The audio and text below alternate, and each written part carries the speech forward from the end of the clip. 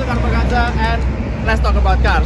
Di awal tahun 2022 ini kita akan langsung test drive all new Honda BR-V yang di Indonesia itu meluncur di bulan September 2021, dan juga ini adalah world premiere dari generasi kedua Honda BR-V yang kemudian nanti akan disusul oleh negara-negara lain di Indonesia. Nah, sekarang atas undangan dari PT Honda Prospect Motor, kami akan test drive untuk pertama kalinya untuk jarak jauh all new Honda BR-V untuk mencoba performance, kemudian kenyamanan, sampai beberapa fitur keselamatan canggih yang ada dalam satu kemasan yang namanya Honda Sensing. Yang jelas kita akan buktikan akan senyaman apa, seberapa bedanya mobil ini dibandingkan generasi sebelumnya dari Jakarta sampai Jawa Tengah. Untuk lebih lengkapnya, tonton terus video ini sampai habis.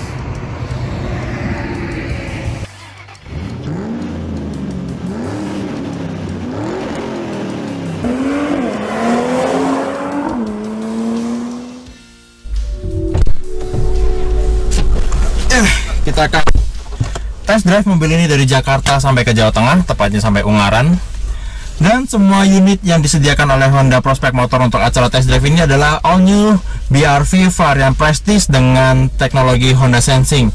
Jadi seluruh peserta di acara test drive ini berkesempatan untuk coba langsung bagaimana operasional fitur-fitur canggih keselamatan dari Honda Sensing yang ada di all new BR-V ini, dan yang nggak ada juga di BR-V generasi sebelumnya.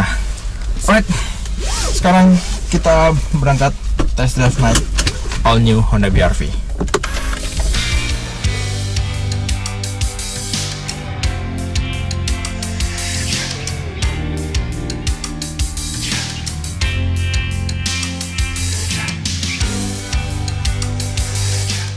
Test drive all new Honda BR-V ini rutenya disetting oleh Honda dari Jakarta sampai ke Ungaran untuk di hari pertama, dan nanti di hari kedua lanjut sampai ke kota Solo sebagai finishnya. Jadi lewat tol Trans Jawa, diawalin dari tol dalam kota, terus lanjut ke tol Jakarta Cikampek, Cipali, sampai nanti tol Trans Jawa. Kurang lebih total jaraknya itu 400 km lebih sih pasti. Nah, jadi dengan jarak perjalanan yang lumayan jauh, ini kita bisa tahu seenggaknya gimana rasanya all new Honda BR-V jadi mobil yang dipakai untuk road trip. Kalau misalnya kita mau liburan bareng keluarga pakai mobil, kalau misalnya di masa pandemi ini belum berani untuk naik kendaraan umum kayak kereta api atau pesawat. Nah, bicara soal Honda BR-V generasi kedua ini, platformnya udah sepenuhnya baru, bukan lagi dari platform Honda Brio atau Mobilio generasi lama, tapi sampai sekarang belum dibilang ini platformnya apakah masih dari Honda Brio generasi kedua yang sampai sekarang belum ada versi Mobilionya, atau dari Honda City generasi baru yang juga udah beda di Indonesia. Jadi mesin all new Honda BR-V ini sama seperti yang dipakai di Honda City generasi baru, baik sedan maupun hatchback, 1500 cc, iVTEC yang tenaganya 121 PS, sementara torsinya 143 Nm. Jadi selain mesin, all new Honda BR-V ini juga punya transmisi yang sama seperti Honda City CVT, tapi bedanya di sini nggak ada pedal shift untuk kita mainin perpindahan gigi yang disimulasiin untuk kita dapat mainin akselerasinya lebih enak lagi. Jadi mungkin kalau untuk di jalan tol akan jadi kompromi kalau misalnya kita mau nyalip kendaraan lain, kita harus mainin gasnya lebih dalam. Untuk akselerasi awal kalau santai ya sama seperti model Honda lainnya yang punya transmisi CVT, smooth, linear. Tapi kalau mau kita ajak akselerasi agak kenceng, mesinnya akan teriak dan nahan di atas RPM-nya, karena kita nggak bisa mainin perpindahan gigi ala-ala gear shift manual karena nggak ada pedal shift-nya. Tapi kalau nggak mau terlalu bisik di mode drive, kita bisa pindah ke mode sport. Dia dapat torsi lebih tinggi di RPM yang sama, tapi ya komprominya juga mobil ini jadi lebih berisik suara mesinnya. Tapi kalau nggak perlu amat untuk udah kita nyetir santai aja di RPM 1500 sampai 3000 itu udah paling enak untuk dapat torsi mesin dari all new Honda BR-V ini. Untuk feeling berkendaranya sekarang ada di kecepatan 90-an km per jam. Kerasa bedanya sama generasi yang sebelumnya itu kalau platform yang baru ini dibikin lebih refine, pengendaraannya lebih mature atau lebih dewasa, nggak terlalu goyang. Suspensinya juga nggak bikin bodinya banyak goyang atau getar. Yang efeknya nggak cuma bikin pengemudi nyaman sama perjalanan, tapi untuk semua penumpang juga, baik dari baris pertama, baris kedua, sampai baris ketiga, karena mobil ini 7-seater. Jadi dibandingkan generasi sebelumnya, Honda BR-V ini kekedapan kabinnya udah meningkat, udah lebih baik, road noise-nya berkurang. Paling kalau kita lagi lewat di jalan tol yang permukaan jalannya itu beton, dia akan lebih berisik. Tapi kalau permukaannya aspal, lebih tenang, lebih diem. Terus untuk suspensinya ini juga kerasa lebih refine. Body rollnya kerasa lebih ketahan, jadi nggak bikin limbung juga. Setir ya biasa-biasa aja, nggak ada yang istimewa.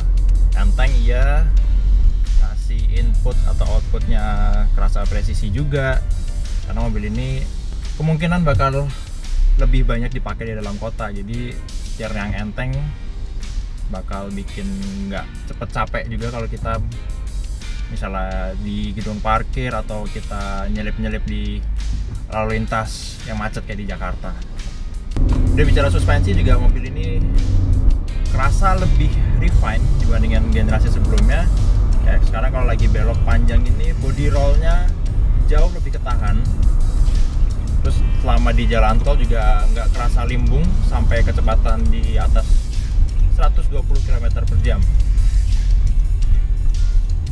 Visibilitasnya juga kurang lebih masih sama sih, cuma karena emang pilar A-nya lebih tebel, jadi sudutnya juga lebih panjang ke depan, agak kompromi untuk visibilitas ke samping depan. Tapi ke depan, belakang semuanya nggak ada masalah, masih tetap bagus. Salah satu selling point utama dari all new Honda BR-V dibandingkan generasi sebelumnya adalah rangkaian teknologi keselamatan canggih yang dikemas dengan nama Honda Sensing. Jadi ada beberapa fitur yang akan mendukung keselamatan dari mobil ini, yang semuanya itu mengandalkan atau memanfaatkan radar kamera yang ada di kaca depan di balik spion tengah. Pertama ada Adaptive Cruise Control. Fitur ini sebenarnya sama seperti cruise control yang lain dengan fungsi adaptif. Jadi dia selain bisa menjaga kecepatan yang kita mau kalau sedang melaju konstan di jalan tol mungkin atau jarak jauh, kita bisa set cruise control di kecepatan berapa aja yang kita mau. Kemudian ada fitur adaptif sama seperti di Honda CR-V yang facelift tahun 2021. Jadi selain kita bisa atur kecepatannya berapa untuk melaju secara konstan dengan otomatis, kita bisa juga atur seberapa jauh atau dekat mobil kita dengan kendaraan lain di depan. Jadi kalau misalnya kita set kecepatan cruise controlnya di 90 km per jam dan mobil di depan itu kecepatannya hanya 60 atau 70 km per jam, sistemnya akan otomatis menyesuaikan kecepatan dan jarak yang kita tentukan dari tombol di setir. Kemudian kalau mobilnya jauh atau nambah kecepatan, sistemnya juga akan secara otomatis nambah kecepatan sampai kembali ke kecepatan yang kita set di awal. Tapi nggak seperti di CR-V versi 2021, all new BR-V ini untuk cruise controlnya nggak ada fungsi low speed follow. Jadi di bawah kecepatan 30 km per jam dia akan secara otomatis mati. Sementara kalau di CR-V yang tahun lalu kita pernah coba juga, low speed follow-nya itu bisa sampai ngikutin kendaraan di depan kita sampai benar-benar berhenti.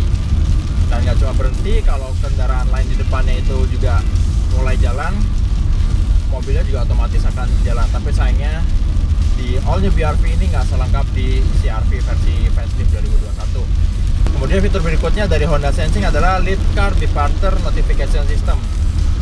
Jadi seperti yang saya bilang tadi untuk low speed follow di Honda CR-V, kalau misalnya kita dalam posisi berhenti, kemudian kendaraan di depan kita itu udah mulai jalan dan posisi transmisi kita di D atau N, sistemnya di panel instrumen akan ngasih peringatan kalau kendaraan di depan itu udah jalan. Jadi kita kalau misalnya bengong, lagi main HP mungkin, atau teralih fokusnya atau konsentrasinya, kita akan diberi peringatan oleh sistem. Jadi kita nggak akan ganggu lalu lintas lain di belakang. Kemudian fitur lain dari Honda Sensing adalah yang sebenarnya ini dua fitur tapi fungsinya seperti terintegrasi, adalah Lane Keeping Assist System dan Road Departure Mitigation System. Jadi sistem ini secara otomatis, secara aktif mencegah posisi mobil kita agar nggak keluar lajur kalau kita misalnya nggak sadar mengubah arah mobil ini. Fitur ini bisa kita aktifin dengan pencet tombol paling kanan bawah di setir. Dan kalau fitur ini aktif, dia akan ngasih tanda warna hijau di MID-nya. Tapi menariknya di Honda All New BR-V ini, fungsi Lane Keeping Assist dan Road Departure Mitigation-nya itu udah bekerja lebih halus dibandingkan mobil-mobil lain yang punya fitur seperti ini juga. Jadi intervensi setir untuk mengoreksi posisi mobil kita agar nggak keluar lajur itu nggak sekasar mobil-mobil lain yang pernah kita coba juga dengan fitur yang mirip-mirip dengan nama yang berbeda juga. Kemudian fitur lainnya adalah Collision Braking Mitigation System. Jadi ini semacam emergency braking yang operasionalnya secara bertahap. Pertama akan membaca posisi kendaraan di depan, dan kalau misalnya posisi atau jaraknya mendekat terlalu cepat, sistemnya akan kasih peringatan visual dan audio di MID. Kemudian kalau kita nggak merespon juga dengan peringatan itu, sistem akan override dan secara otomatis melakukan pengereman agar nggak terjadi tabrakan ke arah depan dengan kendaraan lain di depan kita. Dan fitur lain yang ada di Honda Sensing di mobil ini adalah Auto High Beam. Fitur ini sebenarnya lebih kerasa efeknya kalau lagi kondisi malam, gelap, dan lampu utamanya itu nyala. Jadi kalau misalnya kondisi cuacanya terlalu gelap dan nggak terlalu banyak kendaraan lain di hadapan kita, fiturnya akan secara otomatis mengaktifkan high beam alias lampu dim untuk ngasih pencahayaan yang lebih maksimal, lebih optimal. Tapi kalau kemudian secara tiba-tiba atau ada kendaraan lain di hadapan mobil kita, dia akan secara otomatis membuat lampunya itu redup atau ke low beam. Jadi nggak mengganggu pandangan pengendara lain di depan kita.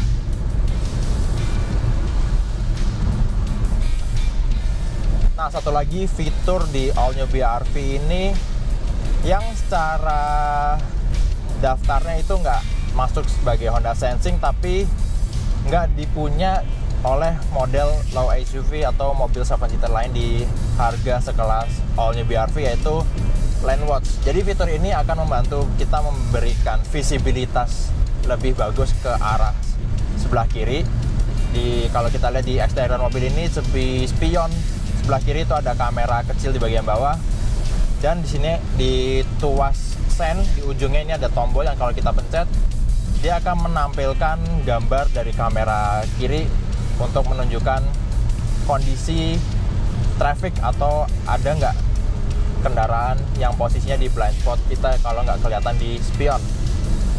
Nah, cuma dari tombol ini, fitur Lane Watch juga bisa kita manfaatkan kalau misalnya kita mau pindah lajur dengan mengaktifkan sen ke sebelah kiri.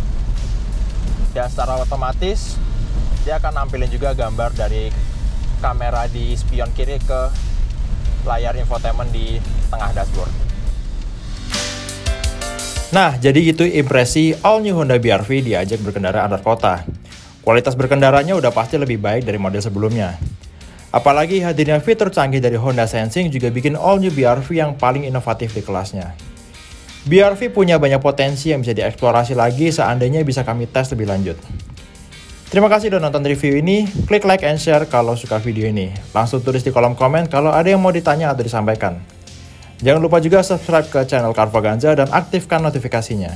Main juga ke channel The Official Auto, website carvaganza.com, auto.com, dan zigwheels.co.id. Sampai jumpa di video Carvaganza selanjutnya and let's talk about cars.